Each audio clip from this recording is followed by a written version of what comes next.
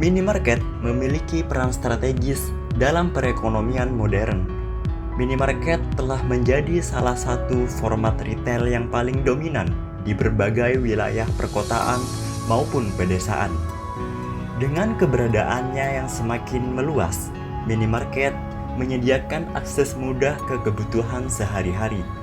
Selain itu, minimarket seringkali menjadi tempat pilihan bagi konsumen karena lokasinya yang strategis dan juga variasi produk yang ditawarkan. Oleh karena itu, memprediksi kinerja minimarket, khususnya dalam hal kunjungan pelanggan, menjadi sangat relevan untuk memahami dinamika bisnis retail yang semakin kompetitif. Memprediksi kunjungan pelanggan merupakan hal penting karena kunjungan tersebut mencerminkan potensi pendapatan, loyalitas konsumen, serta daya saing sebuah minimarket. Kunjungan yang tinggi biasanya berhubungan langsung dengan peningkatan penjualan dan efisiensi operasional. Data geospasial memungkinkan analisis yang lebih tepat mengenai demografi, jangkauan aksesibilitas, keberadaan kompetitor, ataupun POI atau Point of Interest yang lain di sekitar area toko tersebut, agar dapat membantu pemilik usaha minimarket dalam memahami seberapa efektif lokasi toko dalam menarik pelanggan.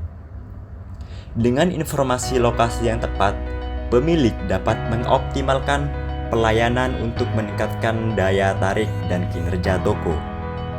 Maka kami dari tim Think Spatial akan melakukan prediksi jumlah kunjungan minimarket berbasis data spasial menggunakan machine learning.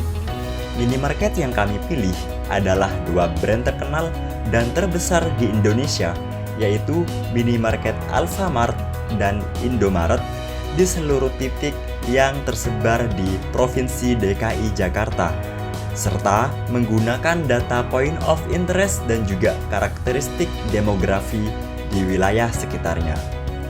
Proyek ini juga akan mengeksplorasi bagaimana variabel-variabel tersebut berinteraksi dan memberikan kontribusi terhadap jumlah kunjungan pelanggan.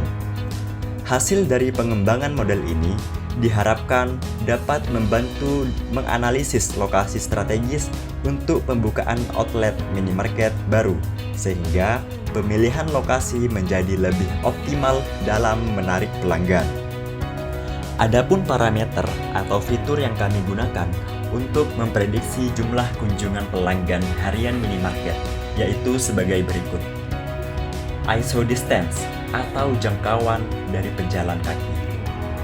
Menggunakan API, kami mengukur luasan area yang dapat dijangkau dengan jalan kaki dalam radius 1 km dari lokasi tersebut. Kami mendapatkan poligon jangkauan yang mana dari poligon tersebut kita bisa menghitung luas area jangkauannya. Lokasi dengan akses pejalan kaki yang baik cenderung meningkatkan kunjungan pelanggan. Hal ini sesuai dengan studi oleh Moudon dalam Urban Studies tahun 2014 yang menunjukkan hubungan positif antara walkability dan kesuksesan retail. Selanjutnya, data demografi. Data jumlah penduduk berdasarkan kategori umur dan jenis kelamin penting untuk menargetkan segmen pasar yang tepat.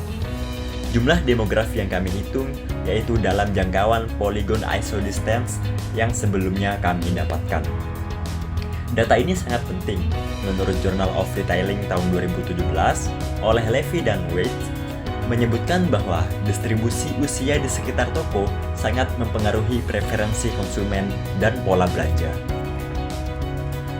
Selanjutnya, area perkantoran.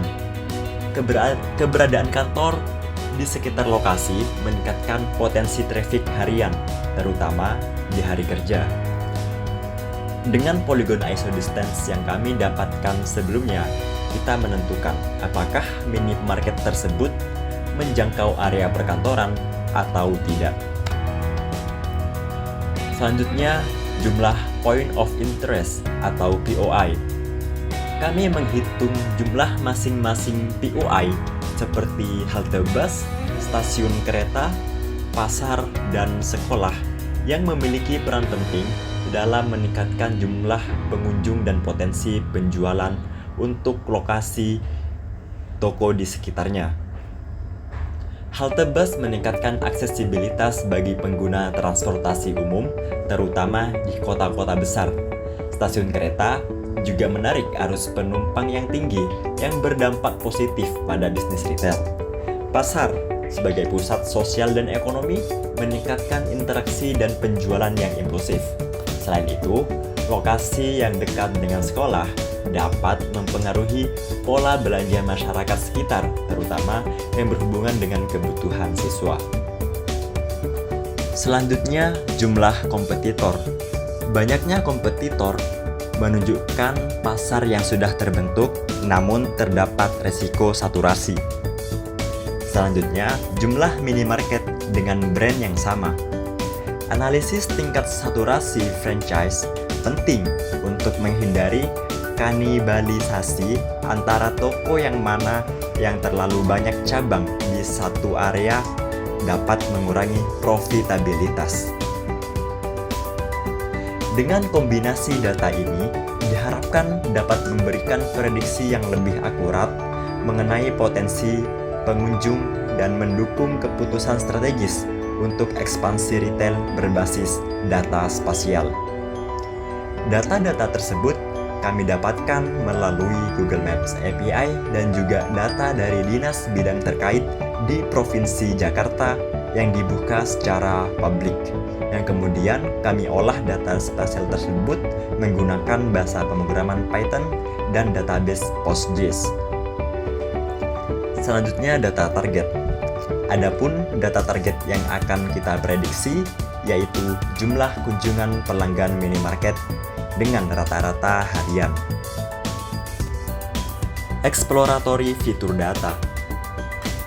Fitur-fitur yang kami dapatkan seperti area ISO distance dan demografi memiliki distribusi squid atau distribusi yang tidak normal. Maka untuk mengatasi hal ini, kita perlu melakukan transformasi Huygens. Keuntungan transformasi Huygens yaitu membuat distribusi lebih mendekati normal. Hal ini akan meningkatkan kinerja model machine learning yang sensitif terhadap distribusi data seperti regresi linier. Selanjutnya, matrix correlation. Hasil analisis korelasi matrik menunjukkan bahwa fitur POI, school count, halte count, area ISO distance, dan demografi memiliki korelasi yang baik dengan target variabel total visitors, yang menunjukkan bahwa jangkauan area ISO distance, sekolah, dan halte di sekitar area secara signifikan mempengaruhi jumlah pengunjung. Dalam memprediksi kunjungan pelanggan minimarket, berikut model machine learning yang kami pilih. Pertama, linear regression. Model ini cukup basic, sehingga mudah untuk diinterpretasikan dan bagus untuk data yang bersifat linear. Selanjutnya ada SVM. Model ini efektif untuk menangani data yang berdimensi tinggi dan pola non-linear. Selanjutnya KNN. Model ini baik untuk pola yang memiliki distribusi lokal, yang mempunyai kesamaan data atau korelasi fitur yang tinggi. Selanjutnya, Elastic Node. Model ini memberikan fleksibilitas lebih dalam mengatasi multikolinearitas dan memilih fitur yang relevan, sehingga cocok untuk data yang memiliki banyak variabel yang berhubungan secara linier. Dari keempat model tersebut, akan kami bandingkan akurasi hasil prediksinya. Adapun jumlah data yang kami gunakan untuk data training yaitu sejumlah 1.369 data, dan untuk data testing yaitu sebanyak 343 data. Hasil R-square dari model yang diuji menunjukkan performa yang beragam. Dengan model SVM mencatat nilai tertinggi pada data latih 90,6 dan data uji 86,9 serta cross validation sebesar 86,3 yang menunjukkan kemampuan model ini dalam menangkap variabilitas data. KNN memiliki R-square lebih rendah dengan nilai 85,2 pada data latih dan 83,9 pada data uji, serta hasil cross validation yang lebih rendah lagi yaitu di angka 79,5, menunjukkan kemungkinan overfitting pada data latih. Linear regression dan elastic net memiliki hasil yang cukup mirip, di mana linear regression menunjukkan R-square 85,2 di data latih dan 87,2 di data uji, serta nilai cross validation 84,5. Pada elastic net mencatat R-square 85 di data latih, 87,4 di data uji dengan hasil cross validation 84,4, mengindikasikan bahwa kedua model ini cukup stabil dan tidak terlalu terpengaruh oleh overfitting. Secara keseluruhan, SVM tampil sebagai model yang paling efektif dalam hal akurasi prediksi, sedangkan KNN menunjukkan performa yang kurang memuaskan. Pada grafik residual plot menunjukkan bahwa residual tersebar secara acak di sekitar garis nol, yang merupakan indikasi baik bahwa model tidak menunjukkan bias sistematis dalam prediksinya. Sebagian besar residual berada dalam rentang yang relatif kecil, menunjukkan bahwa model memiliki kemampuan yang baik dalam memprediksi nilai dengan akurasi yang memadai. Garis lowest yang sedikit berfluktuasi menandakan bahwa ada beberapa variasi kecil, tetapi tidak ada pola yang signifikan, dan menunjukkan bahwa model secara keseluruhan memberikan performa yang cukup konsisten. Penyebaran residual yang cukup merata juga mengindikasikan bahwa model tersebut mampu menangani variasi data secara efektif tanpa kecenderungan yang kuat terhadap underfitting atau overfitting. Hasil fitur importance pada grafik ini menunjukkan bahwa fitur scroll count, jumlah sekolah, memiliki pengaruh paling besar terhadap model prediksi, diikuti oleh area isodistance atau luasan area jangkauan dan halte count atau jumlah halte. Nilai importance ditentukan berdasarkan pengurangan rata-rata skor model ketika fitur tersebut dihapus atau diacak. Fitur scroll count atau jumlah sekolah terlihat sangat dominan dengan mean score decrease sekitar 0,36, menunjukkan bahwa keberadaannya sangat krusial dalam memprediksi data target.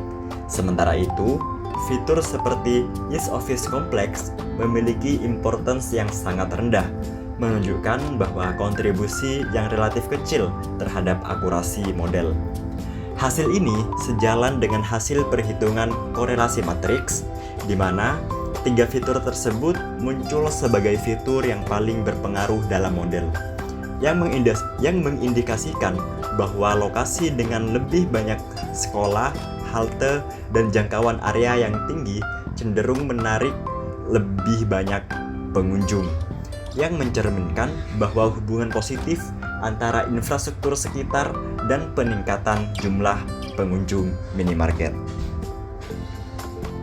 Dengan proyek ini, kita dapat memprediksi kunjungan minimarket berdasarkan data POI dan demografi berbasis data geospasial menggunakan machine learning dan mendapatkan model SVM yang terbaik, yaitu dengan akurasi data uji R-square 86,9.